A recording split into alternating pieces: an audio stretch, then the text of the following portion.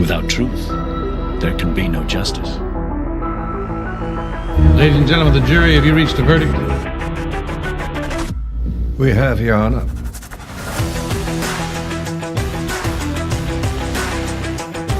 Speak out. Ask those questions. Demand that truth.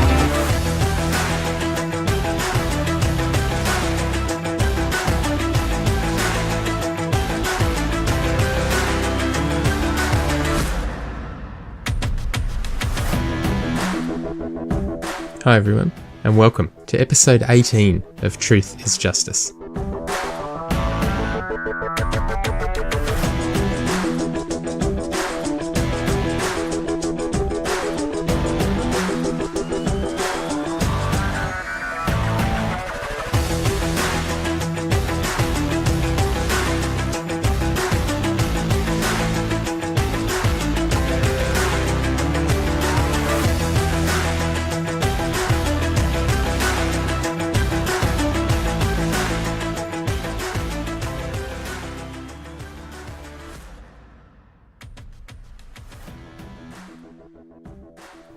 This week, we bring in the final part of the group discussion, and we're going to pretty much jump straight into it, but I wanted to quickly address 2 points.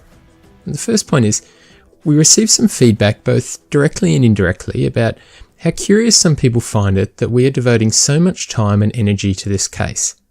And this isn't just directed at myself or Atty or Ivan or the project as a whole, it's also directed at some of our contributors on our Facebook page and some of those that are helping us out behind the scenes.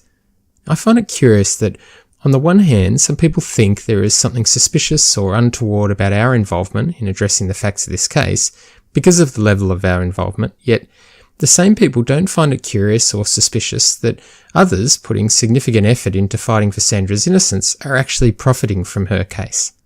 Now think about that for a minute because it doesn't really make sense. The financial motivations for others are significant, and that should at least make some people question whether the information they are receiving is fully accurate.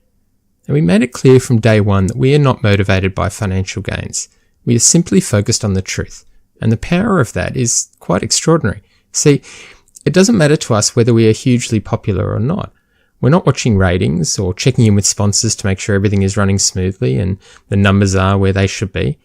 We can question the evidence and the way certain facts are presented, and we can do so without worrying at all about whether that's going to impact on earnings for the fortnight. If you're one of those people that question our motives, I encourage you to think about what the motives, and not just the public statements, but the true underlying motives are of those like Bob who rely on the income generated from this case. For them, there's an absolute reliance on this case representing a wrongful conviction. It simply has to be. So it's a matter of don't let the facts get in the way of a good story. The second point is that, not surprisingly, there's been virtually no discussion by those convinced of Sandra's innocence of the consequences of the laptop login items over the past week. And I say not surprisingly because prior to me releasing the text from my emails with Mr. Devlin, it represented such a huge talking point. And the vast majority of that talk was about how it couldn't possibly be true, how I had to have been lying. And there's good reason, because once it was proven to be true, well, quite simply, there are very few ways to incorporate those facts into the narrative that Sandra has provided. Of course, wildly speculative stories are now offered up about intruders interrogating Jim for login data, which would perhaps necessarily mean that they were in the house between the initial failed password attempt and the successful login. And still, Sandra didn't observe anyone and didn't note that Jim observed anyone. Quite extraordinary in a small house with a line of sight between the master bathroom and the study. We do have Sandra's supposedly recovered memories of the woman wearing the burgundy top, but otherwise, nothing. Nothing about either of them being interrogated for a password or anything similar. The narrative would likely then need to switch to this whole interrogation thing happening after Sandra was supposedly unconscious and tied up and restrained in the closet. But that change then brings a series of other big problems with the narrative. For one, there goes the supposed trigger for Jim fighting back. As we've seen with other elements of this case that are not helpful to Sandra, it's much easier to turn the other way or claim lies or corruption than try and address those facts head on. Fortunately, the justice system doesn't operate that way. It demands a close inspection of all of the facts, and when that approach is taken, it is my strong view that the case here is clear. And with that, please enjoy the final part of our casual group chat.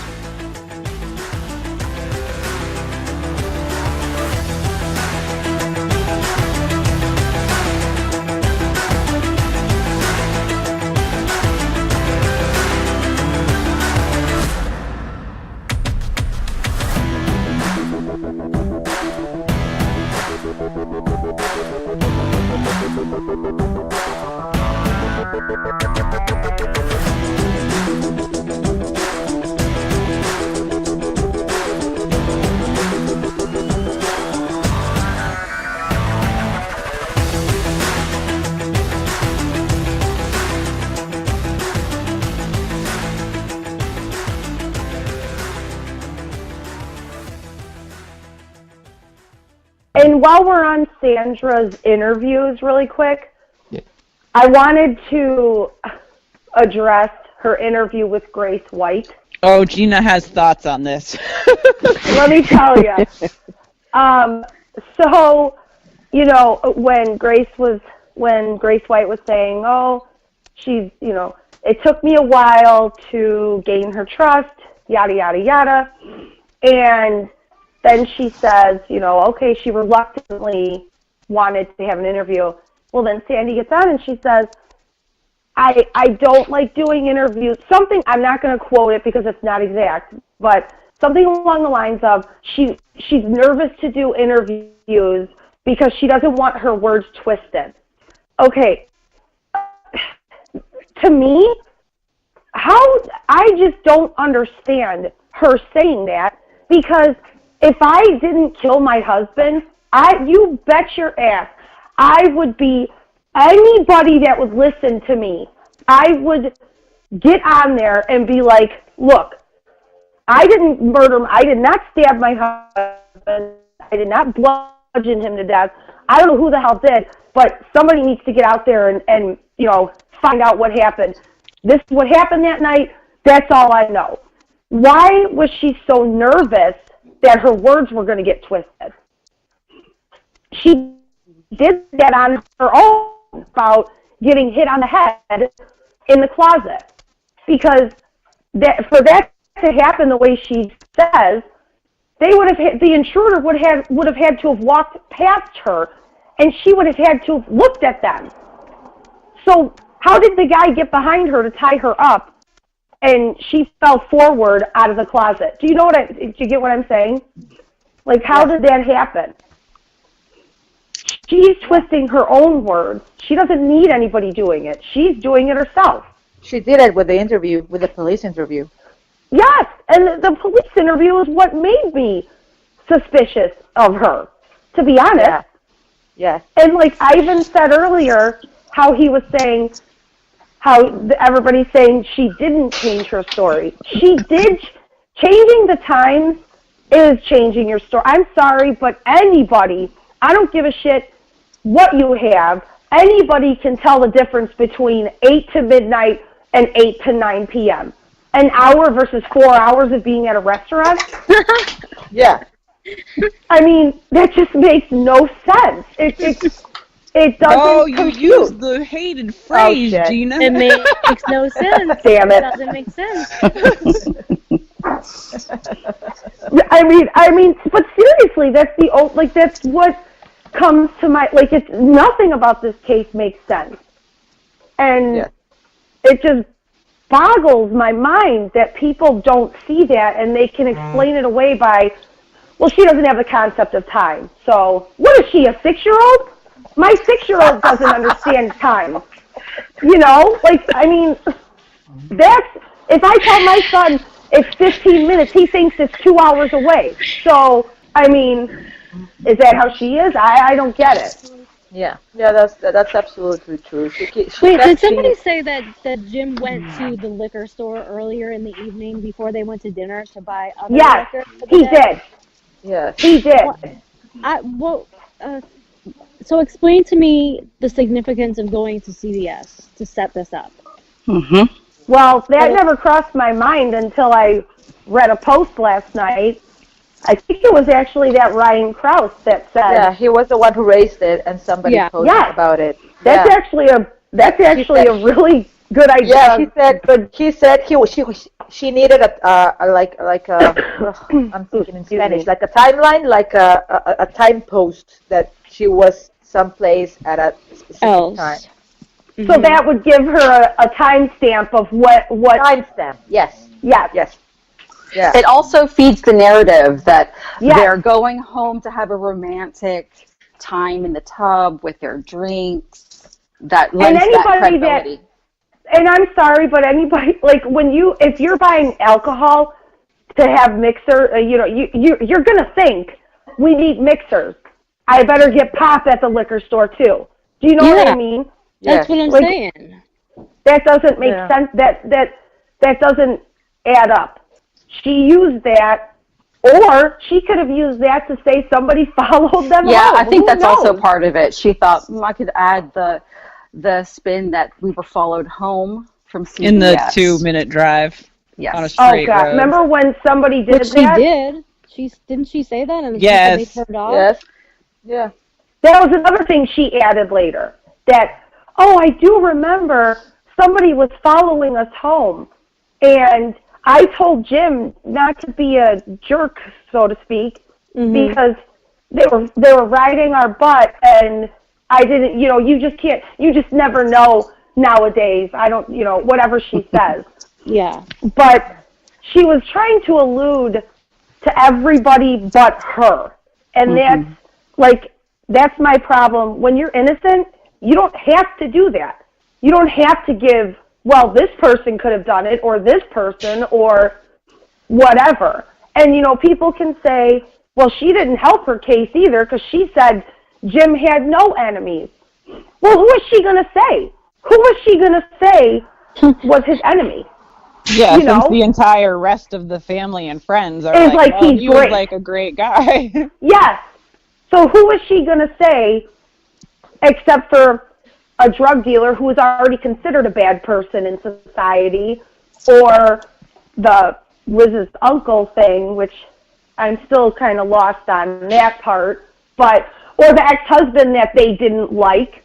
So, it's just the select few people that they tried to blame, or the guy that wasn't paying his rent on time. It had to do something that was negative about the other person that she's trying to throw into the mix of who could have possibly killed Jim. You know what I mean? Not about... It's always diverting the attention from her towards somebody else. Yes. Yes. Yeah. So,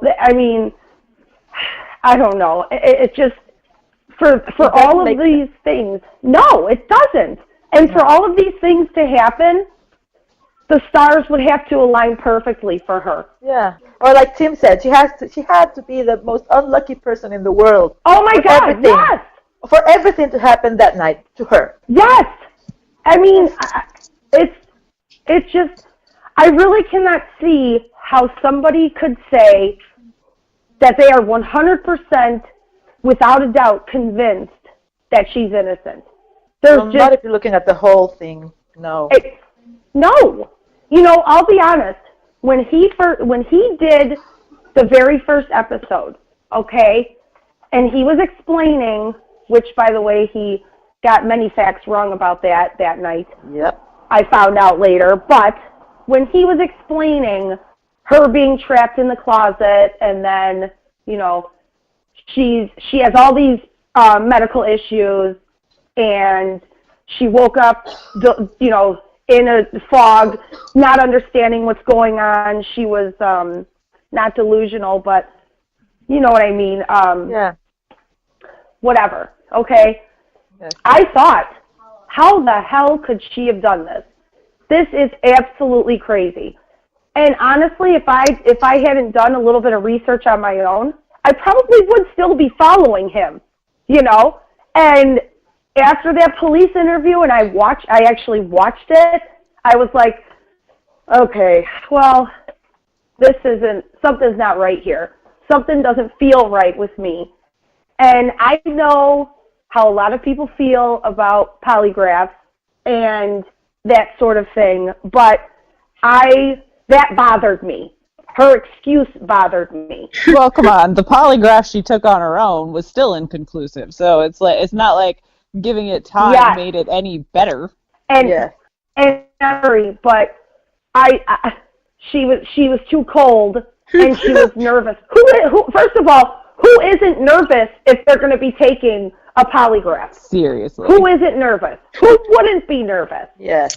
And I know that, she was smart to not do one. She was smart. It was smart of her not to do it. I agree. But her not willing to try and help the situation, that is what bothered me. Because I know if I didn't do it, if I was 100% sure that I did not commit this murder, I 100% would have taken that polygraph. Because and here's the thing. She, for 2 years or whatever after, while they're not arresting her yet, if I had done this, I'd have been at that station every day bugging those detectives. Absolutely. And what did she do instead? She went on a month-long getaway to Europe. So, it just... Well, it's the same thing about the pod. It's the same thing about the podcast, and that's why we wanted to put the transcripts out. I mean, if she's innocent, why won't you put the whole documentary out and for people to read and to judge by themselves that, oh yeah, she didn't do it. It's Absolutely. the same thing. I mean, they've been hiding things and twisting things right from the beginning. So it raises red flags all over the place. Well, the biggest red flag, too, is when Bob said he was locked and loaded without having any documents. Where would he have gotten his info from? He said he had a few, a couple. Yeah. But where is he getting his information from then before this that she is 100% innocent? Who is feeding him that information? Liz. Exactly. Why would she want her mother to be in prison? I mean, I get it. You know what? I'll be honest with you. If I may have had even the slightest inkling that my mother killed my father, I would still not want my mother in prison. I wouldn't. I would want my mom with me. I mean, or vice versa. I mean, who would want to lose both their parents? So I'm not blaming her. I'm just saying he's getting her information from someone who is 100% biased. Mm-hmm. And I know she's saying she wouldn't be and whatnot, but that's not true. I don't believe that. I'm sorry. It's not That's true. why people don't trust mothers that testify for their children, because of course they're going to protect them. They're exactly. Yep. And it's hard because I feel really bad for Jim. I do. This poor man, I can't even imagine what he went through. The thing is that right now everything is so twisted. I have no idea how they're gonna untwist the whole thing. Because we don't know what. Yeah. Bob is not backing up. I mean, like Sam said. I mean, he could have said, "Okay, yeah, this is wrong. This is right," and he hasn't addressed anything that has been proven wrong. Anything, nothing. So I don't know how this. No. There's no way to make it better now. I mean, look at the cases before, like Kenny Snow. I feel so bad for that guy. Like that was like the second season. And I was hoping, to get more updates on him and to see what's going on. And same thing with George Powell. Same thing with Kiao Gove? The Kiao Gove murder. Yes. I wanted to... I can't remember the guy's name, but I remember her name. I can't either, but I remember her name. Yes. That poor woman too. Has he ever? I haven't heard all of his cases, but has he ever, besides the Ed Yates case, finished? I mean, never gone on all of his pauses and everything. Has he ever finished like a case? No. Or he always pauses in the middle?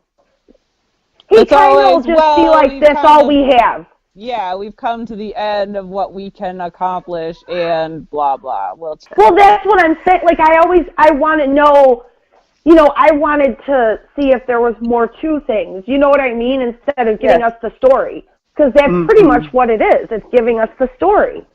Yeah. And there's no closure. No, there's not. And the only case that the Ed Yates F.A.'s case, I mean, I don't think he had anything to do with it. Of course he had didn't. a great parole lawyer. Yes, he had a great parole lawyer. Yeah. And everybody said he was going to be up for parole, and he was probably going to make it because he was a good inmate. He's shown, well, what they say is, I don't know if they said he's shown no remorse or, whatever, because he's still a convicted felon. He's still convicted of her murder. He's not exonerated.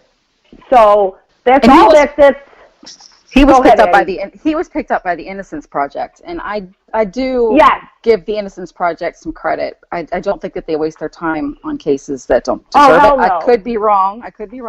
I want to ask Nicole one question. It's burning in my brain.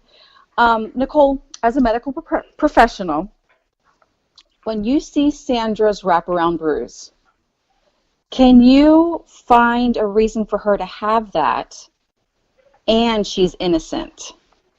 How would she get that if there were intruders in the house and things happened the way she says they happened? Nicole, you talked about that with your husband? Yeah.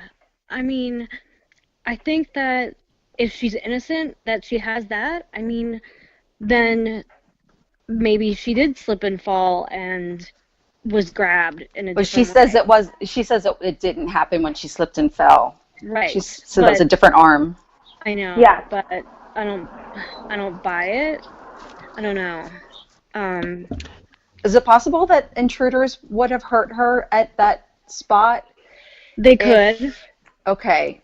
Mm-hmm. But she says she wasn't struggling with them. She was passed out. It could still happen even if she wasn't struggling? Sure. Okay. I suppose it could. I mean, if you grab anyone hard enough, whether they're struggling or not, you're going to leave a bruise. Okay. It just seems less likely if she's not struggling that they're going to feel the need to grab her that hard. Right. If she's maybe unconscious. they had to manipulate her to get her into that position to tie her. Well, maybe I think the story about Jim grabbing her in the jacuzzi, I think she was coming up with that on the fly to try and explain that bruise. She probably didn't expect that the bruise was going to be seen, and then she got herself a little bit trapped with that because it's so unlikely that he'd grab her right arm when she's trying to get out. So I think she was coming up with that. But then you think, why would she come up with a story like that? It's only because it can be traced back to Jim that she says it. He can't talk. That's right. And you know what else, Sam, too, about that? Remember, she didn't pull her sleeve all the way up at first. No, she didn't. She pulled it halfway up.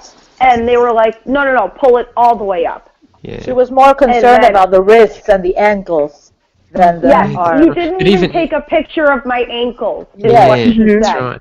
Yeah, she didn't expect it to go to other things. I mean, it's the same with the photos that you see where she's turning her head to block that right eye, and the hair's pulled over it. And I mean, if these were genuine injuries from an intruder, something she wasn't trying to hide, she wouldn't be hiding them. She'd be, she'd be pulling the sleeve all the way up. She'd be keeping her head straight on. Look at my eye, yeah. Yeah, that's right. You'd be doing all of that. It's rather than focusing on wrists and ankles, which corroborate your story of being tied, rather than anything to do with being hit. It's odd. Mm-hmm. And about the autopsy, so there's been speculation about bruising on Jim's ankles from the telephone cord. Mm-hmm. And I mean, I am not by any means, I am far, far from an expert on any of that. I'm not a medical examiner, nothing like that. But the way I took the marks on his ankles, I took that as being from lividity. And I actually, we tried to confirm that, and that's pretty much what they said. It was from lividity, not bruising, because they're trying to say that there's bruising on his ankles, which would in fact corroborate he was tied up when he was being attacked. And to me, that it just doesn't look that way. And if under the plastic bag that was wrapped around in it with the binding, there's blood drops under that bag. So that bag, I think, correct me if I'm wrong, but if there's blood drops under that bag, wouldn't you assume that bag wasn't there like that when he was getting stabbed? That's the way bag was probably something that it got tangled up in his feet as he was moving or falling, and then it just got left there when she wrapped the cord around his ankles. Correct. That is the way I take it. I do not take that as anything because honestly, if an intruder is tying you up, they're just going to leave a bag tied up like that with you. Yeah, you know they're just going to shove it to the side. If you're sitting in a chair, they're not going to wrap the bag around your ankles. Right, exactly. So that whole spiel about bruising and the bag, I think that bag is a red herring, to be honest. I don't think it means anything at all. I don't either. And there's just no evidence that it means much of anything except that it was there when she wrapped the cord around his ankles. So thank you all very much for the talk about the Melgar case. And thank you for starting this project, because I was just feeling very alone in the world, thinking I was the only person who had questions. And thankfully you posted all the documents that helped me come to some answers, which I would not have been able to do without you taking the time and the effort to give us everything to make our own decisions in our own minds. And in the end, if someone thinks that Sandy is innocent and wants to put their time and attention in that effort, that's fine. I'm just grateful that we have all of the information and the ability to talk about it. So thank you. Thank you, Sam, Atty, and Ivan. I appreciate you guys inviting me on here, and I had fun talking with you guys. And everything Danielle said, keep up doing what you're doing. Sam, I think your podcast is awesome. I really love that you address things that people don't want to talk about and they don't want to hear it, but you're putting it out there anyway, and I think it's awesome. So thank you. Keep doing what you guys do. You guys are awesome. Yeah, I think that you guys are doing a great job, Addie, Sam, Ivan. You're not getting anything out of this but a lot of grief, and nobody wins, like Addie says. And if it comes to be something else, I'll be the first person to say that I was wrong. I just need to see some more evidence to that, a little bit more of a coherent narrative, and a little bit less of twisting of everything, and being able to see both sides. And I will 100% recant everything if it turned out that it was. I've been wrong before. I'm not afraid to admit it. I just don't really see it here, and I feel like there's not enough people that are sticking up for the people that really need it. So thank you for giving us the platform to do so. I will just say thank you guys for inviting us all on. This has been great, and I really appreciate the fact that you put out the podcast and the website and you host the group. It gives us all a chance to discuss it in a way that we weren't allowed to on other platforms, and it's really appreciated, and I just hope you guys know how much we all appreciate it. So thanks. Well, hey, this is great. I enjoyed it. Thanks for having me on. I have to go. I'm freezing. That's a good goodbye. That's a good goodbye. Yes. I'm freezing. I have to go. Thank you very much. Thank you very much, Tim. Thank you. Thank you for having me, guys. You've all been great. I hope we do this again, and I hope that anyone listening, this is not an attack on you. This is a discussion, and I hope you join us in the group and let's discuss together. And I'm signing off. Thank you very much, everyone, for being a part of this. It's been a wonderful discussion, and I think there's real value in hearing what everyone has to say in spoken word rather than just reading our thoughts via comments on the Facebook page.